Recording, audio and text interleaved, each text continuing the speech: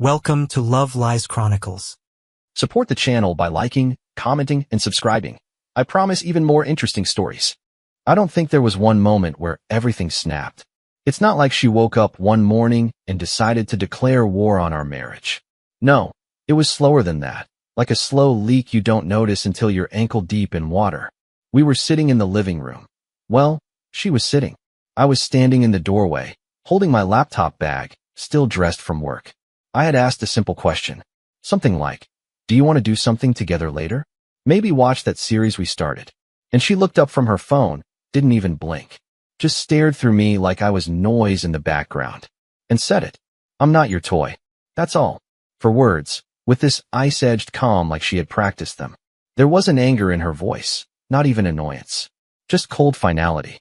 I remember blinking once, thinking I must have misheard her. What? She leaned back, tossed her phone on the couch like she was bored with the conversation already. I'm not your toy. I'm not here to entertain you, to satisfy you, to be on just because you need attention. That one hit deeper. I hadn't asked her to entertain me. I hadn't even touched her in a week. All I wanted was a shared moment, some thread of connection that felt like the us we used to be. But she was already back on her phone, scrolling like the conversation was done. I don't remember what I said next. Probably something pathetic. Something trying to lighten the mood, as if a joke would fix what was clearly cracking wide open. But her body language told me everything. She wasn't interested in conversation. She wasn't interested in me. And this wasn't new. Not really.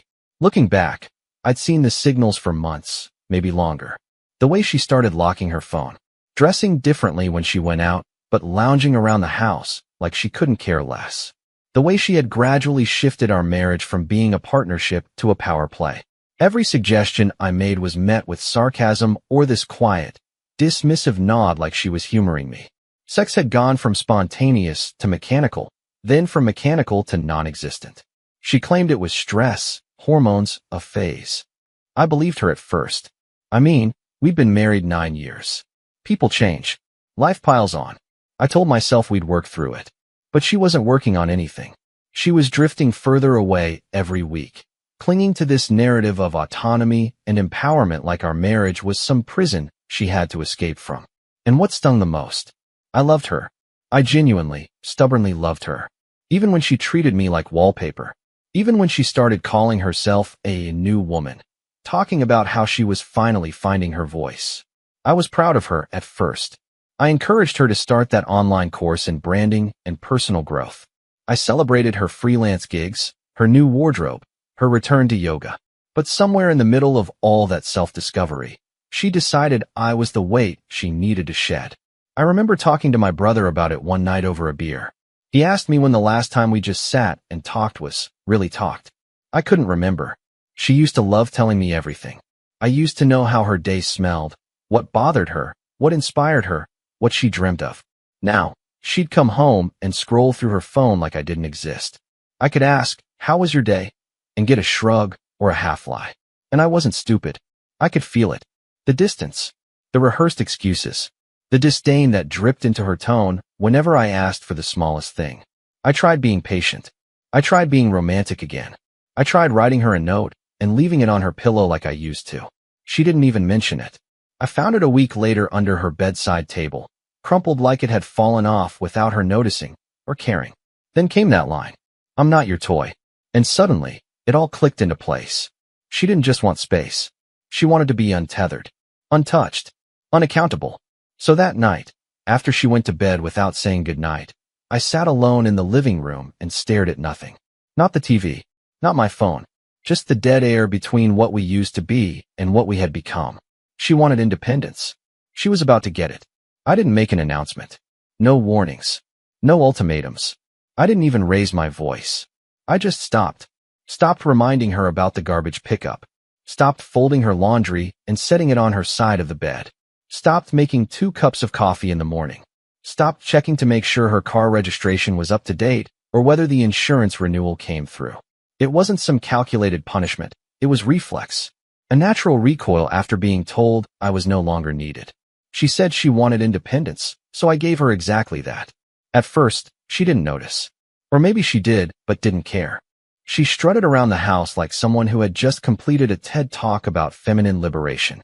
She started wearing clothes around the house that I hadn't seen in years. Tight, revealing, Instagram-worthy.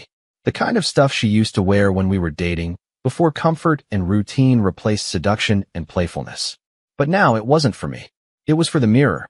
And maybe for someone else on the other side of a screen. She took up yoga again. And not the kind where you go for peace and quiet. This was hot yoga at a boutique studio run by influencers who filmed their classes. Suddenly, she was sipping green smoothies at 3 p.m. and complaining that we needed to remove toxic masculine energy from the house. That was me, I guess. The toxic one. Meanwhile, I kept my distance. No eye rolls, no sarcastic jabs. Just silence.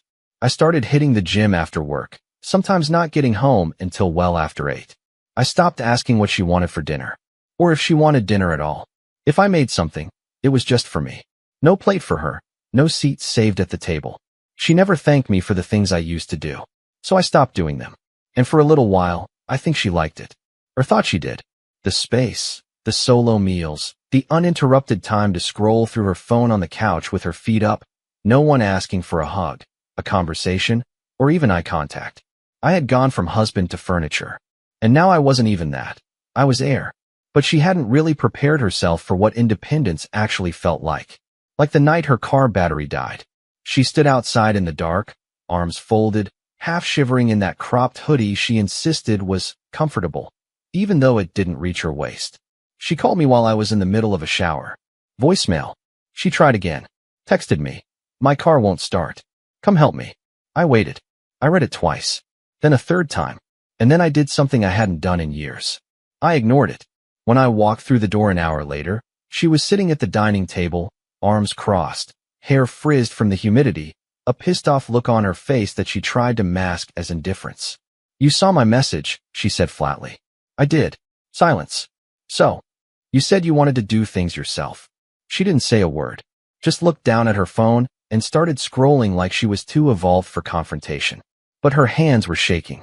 The next day, she called a locksmith because she had locked herself out while I was at work. Cost her $180. I found the receipt later in the trash. Then came the groceries. She forgot we were low on dog food, and he didn't eat for 2 days. The dishes piled up. The bathroom sink clogged. And that tiny buzz in the garbage disposal? Yeah, that turned into a full-blown breakdown. She emailed the landlord. We own the place. I watched her flail, not because I wanted to see her fail, but because for the first time, she was seeing what I actually did. All the invisible threads that held her version of freedom together. And now, without me holding those threads, things were starting to fall apart. She complained to one of her friends, Fiona, I think, about how checked out I was. I only knew because she left her phone screen up on the coffee table while she went to the bathroom, and I saw the message flash. He's so cold. He doesn't even care that I'm struggling. I think he's trying to punish me. Punish her? No. She punished herself the day she pushed me away and expected me to keep orbiting her like a satellite. She mistook my devotion for dependence. And now that I wasn't doing the little things, she was realizing they weren't little after all. The turning point came one night about 3 weeks in. I had just come back from a late workout and found the kitchen spotless, candles lit, some soft jazz playing through the Bluetooth speaker. She had cooked. Real food. Chicken, roasted vegetables, a glass of red wine set out. For me. She stood by the sink in silence as I walked in, not saying anything. Waiting. I walked over, poured myself a glass of water, and took my plate to the living room. She followed, standing in the doorway with her arms crossed. You're really not going to talk to me? I looked up. What do you want me to say? I don't know, she said. Anything. I gave her a long look. Not angry. Not bitter. Just tired. You told me you weren't my toy. That you didn't know me anything. So I stopped expecting anything from you. I figured you wanted your space. She blinked, and for a second, I saw something that hadn't been there in weeks. Regret. That's when she started shifting. Bit by bit. But I'd already shifted too. And I wasn't done watching things unfold. She started being nice again. That's usually how it begins. Soft smiles, better outfits, intentional touches on the shoulder that linger just a second longer than they used to. I didn't ask questions. I didn't change my tone. I just observed. She cooked 2 nights in a row, cleaned up afterward, even texted me during the day. Just once, but it was there. Hope your day's going well. The last time she sent something like that, we were still in love. At first, I thought maybe the silence had worked. Maybe she saw what she'd lost, what she'd taken for granted. But there was something off. It felt performative, like a dress rehearsal for a role she hadn't played in a while. She'd forgotten some of her lines. Then I noticed the phone habits again.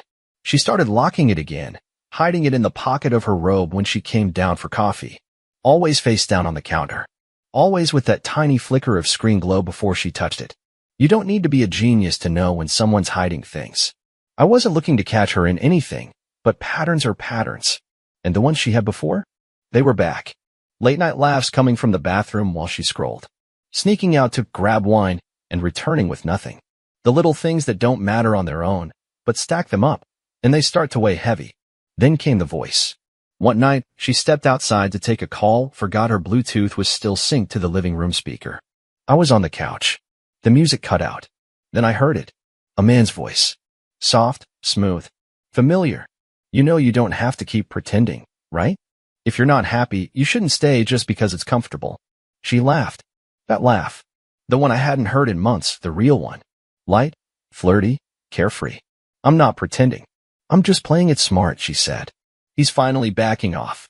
I just need a little more time. I sat there, frozen. Not angry. Just gutted. Then she must have realized the call was playing inside, because the connection cut abruptly. When she came back in, I didn't say a word. She smiled at me like nothing had happened, like I didn't just hear her strategy laid out like a game plan. She went upstairs. I stayed on the couch with that voice echoing in my head. That voice. It took me a full hour to place it. It was her friend Caleb. The guy who ran her yoga studio. The one she always said was like a big brother. The one who offered her emotional support when she felt invisible. I had met him once, maybe twice. He wore bracelets and always smelled like eucalyptus. He also, apparently, knew a lot more about our marriage than I did. I didn't say anything. Not yet. I was done arguing with people who had already made up their minds. Instead, I pulled back further quietly. But this time, not just emotionally. I started preparing. Pulled bank records. Downloaded files. Backed up phone logs. I still had access to the cloud account she forgot I set up for her tablet. She'd logged into iMessage from it a year ago, back when she was working from home. Never logged out. I didn't read everything. Just enough. Enough to see how deep it went. How many times she vented about me to him. How often he replied like a wolf in sheep's therapy robes, always telling her what she deserved. How he called our marriage a psychological cage. But the worst part? It wasn't the emotional affair. It wasn't even the sexting, which had started about 3 weeks earlier, based on the photos I saw. It was the fact that this was orchestrated. Caleb had been pushing her for months. Nudging. Prodding. Reframing every disagreement we had into oppression. Whispering poison in her ear like a cheap paperback villain with a yoga mat. And she ate it up. Because it gave her a story. One where she was the heroine. The trapped spirit. The phoenix who would rise once she shed the shackles of a man who held her back. And I'd been footing the bill for all of it. Her classes. Her retreats. Her sessions with him. All of it under the banner of wellness. I sat with that for 2 days. I didn't rage. I didn't drink. I didn't even cry. I just absorbed it, like a bruise forming slowly beneath the skin. And then I made a plan. I think she expected me to blow up. Maybe that's what Caleb prepped her for, that once the truth came out, I'd yell, scream, accuse, spiral. That I'd fall apart and give her even more ammunition for her victim narrative. But I didn't give her that. I gave her nothing. The day after I heard their call and found the texts, I stopped responding altogether. Not just emotionally. Practically. No reminders about bills. No groceries unless they were just for me. No small talk. I started using headphones around the house. When she asked if I wanted to watch a show with her, I said, I already started something else. When she cooked dinner, I ate in silence or in the other room. I treated her like a roommate I had nothing in common with, and it threw her. She wasn't used to silence having power. And I watched the cracks widen. She started picking fights over nothing. You're being distant. You're emotionally punishing me.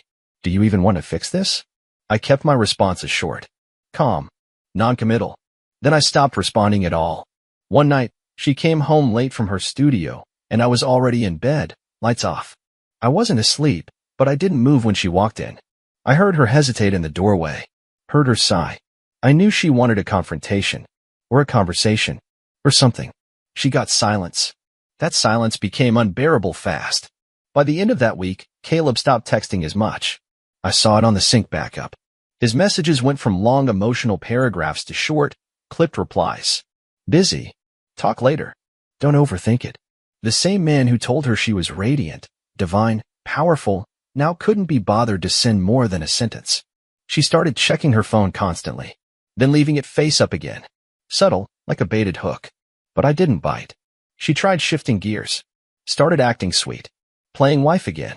Asked me if I wanted to go to dinner, just to talk. Said she missed how things used to be. She even wore the perfume I bought her for our anniversary 2 years ago, the one she'd once called Too Strong. I told her I had other plans. She stared at me like I had slapped her. And that's when I saw it. Panic. Not guilt. Not shame. Fear. Not because I knew about Caleb, but because she realized I no longer cared. There's a special kind of fear that hits someone when they lose control over a person they always thought they'd keep. She began asking the kind of questions that don't sound like questions. Are you seeing someone? No.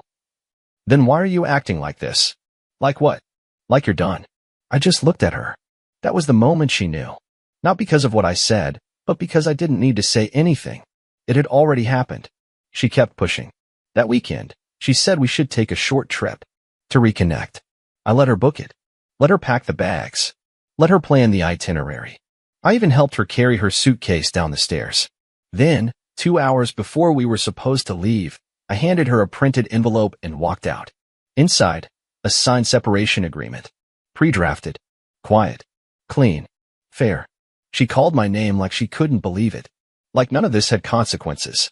Like everything she'd done had been play acting, and now the lights were on and it was time to reset. But I didn't turn back. I went to my brother's place that weekend. Fished off his dock, drank cold beer, and watched the sky go from orange to violet with a quiet I hadn't felt in years. When I came back on Sunday, the house was spotless. She was dressed in jeans and a t-shirt, no makeup, no scent. The separation papers were on the kitchen island. And signed. I don't want this, she said. You wanted freedom, I said. Not like this. And that's when I looked her in the eyes, really looked. Not as my wife. Not as someone who once slept wrapped around me. But as a stranger who had carefully, methodically made herself into one. You got exactly what you asked for. She opened her mouth like she wanted to argue. To explain. To twist it into something else. But she knew. She just stood there, arms limp at her sides, looking at a version of me she couldn't reach anymore. And then she whispered it. I made a mistake. It should have felt satisfying. But it didn't. She signed the separation papers 2 days later. I came home from work and found the envelope on the kitchen counter. Her wedding ring sat on top of it, still warm, like it had only just left her hand. There was no note. No final plea. Just silence. She was gone by morning. I didn't ask where she went. I didn't call. She left behind most of her things, closet half full, perfume bottles still in the bathroom, one of her sweaters slung over the back of the chair she always used. I didn't touch any of it. I just let it all sit, still and fading. In the weeks that followed, she sent a few texts. Not frantic ones. Just attempts to keep a thread between us. Hope you're doing okay. Let me know if you need anything signed for the bank. I miss our routines. I replied once. Take care of yourself. That was it. I think that hurt more than if I'd screamed at her. It's not that I didn't care anymore.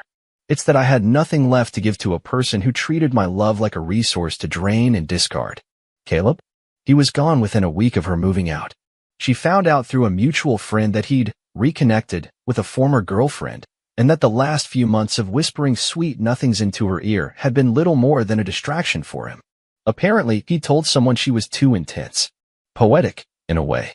He used her need to feel important, special, validated, and discarded her the moment she became inconvenient. And unlike me, he didn't give her years. He didn't give her a home, or loyalty, or forgiveness. He gave her what she thought she wanted. And then he walked away when she became real. I didn't take pleasure in that. Not exactly. But there was a certain symmetry in how it all unraveled. After that, the text stopped.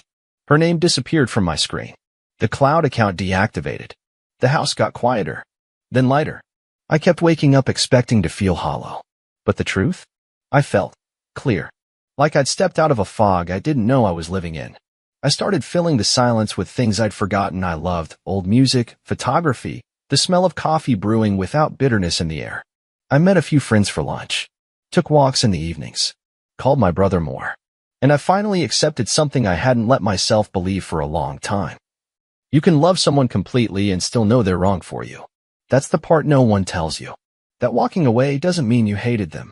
It just means you finally loved yourself enough to stop staying where you were never truly seen. A few months later, I ran into her at the grocery store. She was in the wine aisle, holding a bottle of red she used to love.